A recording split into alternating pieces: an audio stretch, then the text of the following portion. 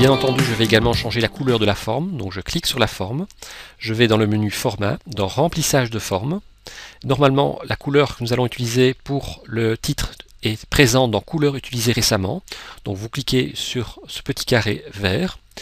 Nous apercevons également un contour bleu, pour l'instant je vais m'en passer, donc je vais dans Contour de forme, et je vais choisir Sans contour.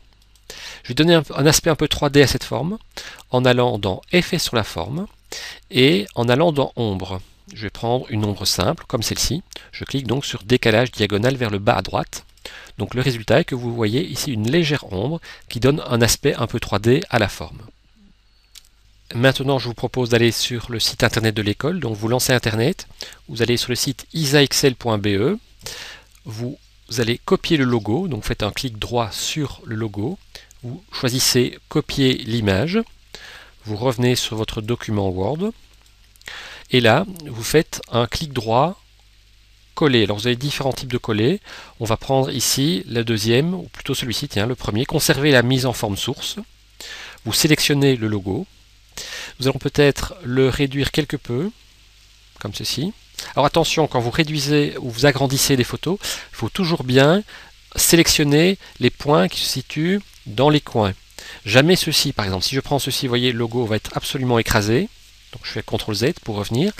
Si vous faites ceci, même chose. Donc pour garder toujours les mêmes proportions d'une photo, dans Word ou dans d'autres logiciels d'ailleurs, vous devez toujours bien sélectionner les points qui se situent sur les quatre coins. Donc je prends celui-ci et je réduis quelque peu sa taille. Alors, vous voyez ici nous avons un petit problème de visibilité. Une partie du logo va se cacher en quelque sorte derrière la forme. Pour résoudre ce problème, vous allez dans le menu Format, Position, et vous allez prendre par exemple cette position-ci, intitulée en haut à droite avec habillage de texte carré. Vous reprenez le logo, vous ne le lâchez pas, donc bouton gauche la souris, et vous le déposez par exemple ici. Alors, moi j'aimerais que le logo soit tout de même relativement discret, et j'aimerais enlever la partie blanche qui figure en arrière-plan. Alors, pour y arriver, on va peut-être zoomer, donc vous cliquez ici sur le facteur de zoom, vous agrandissez, éventuellement vous jouez avec les barres de défilement, et là, dans l'outil Format, vous avez supprimé l'arrière-plan. Vous cliquez sur cette icône Supprimer l'arrière-plan. Vous avez d'abord ici un cadre. Vous allez agrandir le cadre de sélection, donc, puisque nous avons certaines parties du logo qui manquent dans la sélection. Alors, pour vous expliquer la couleur mauve qui apparaît, en fait, cette couleur mauve, pour l'instant, si je clique sur Conserver les modifications, cette partie-là va être supprimée. Il va garder que les parties colorées. Or, nous avons des parties que nous devons garder, puisque les deux têtes, normalement, doivent être gardées. Donc, ce que je dois faire, je dois cliquer sur Marquer les zones à conserver. Je clique une fois sur la tête de gauche, une fois sur la tête de droite, et là, nous avons encore un petit point. Éventuellement, je vais encore zoomer davantage. Ça nous verra encore mieux, et vous cliquez sur ce petit point, le bout du bras du personnage, encore un tout petit peu peut-être, et je pense que le résultat me paraît correct. Donc tout ce qui est en couleur mauve va disparaître quand je clique sur Conserver les modifications. Donc vous cliquez sur cette icône, Conserver les modifications. Nous avons donc éliminé l'arrière-plan. Nous pouvons peut-être encore davantage réduire le logo. Je reviens avec un facteur de zoom de 130 ou de 100, tout dépend de chez vous. Alors vous pouvez actionner cette petite règle, mais vous pouvez également cliquer sur par exemple 252%. Vous allez dans pourcentage et vous tapez par exemple 130%. J'appuie sur Enter. Nous poursuivons notre travail sur l'entête. Cette fois, j'aimerais ajouter un titre, Institut Saint-André, tout simplement. Eh bien, je vais dans le menu Insertion. Je pourrais très bien cliquer sur zone de texte, mais dans ce cas, j'aurais plutôt une police comme celle que nous avons à l'intérieur dans le corps de la lettre. Or, je l'ai dit, l'objectif était de créer un peu de fantaisie, donc je vais plutôt aller dans Word Art. Nous avons différents styles.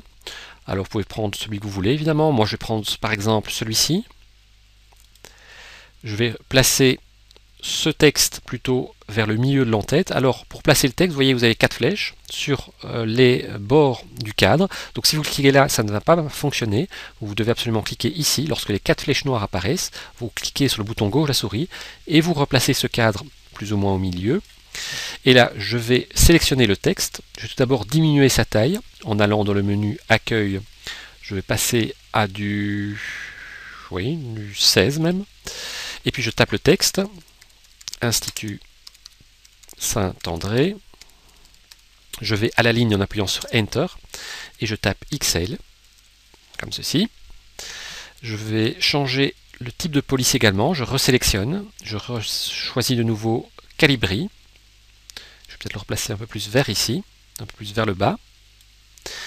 Et donc, si je clique maintenant à l'extérieur de l'entête, par exemple ici sur Chers parents, nous quittons la zone en-tête qui devient plus ou moins grise. Alors ne vous inquiétez pas, cela signifie simplement que nous avons quitté la zone en-tête, mais que les couleurs sont respectées. D'ailleurs, si vous appuyez simultanément sur les touches CTRL plus P, nous voyons là le résultat apparaître. Nous avons bien que la couleur verte apparaître.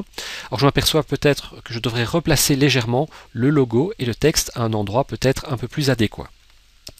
Je reviens sur le menu Fichier, je reclique 2 fois à l'intérieur de l'entête. Là, je vais placer le logo un peu plus dans l'alignement des paragraphes, ce sera plus joli. XL, je vais peut-être choisir une police un peu moins importante, puisque ça a moins d'importance que l'Institut Saint-André, évidemment. Donc là, je vais choisir par exemple du 12.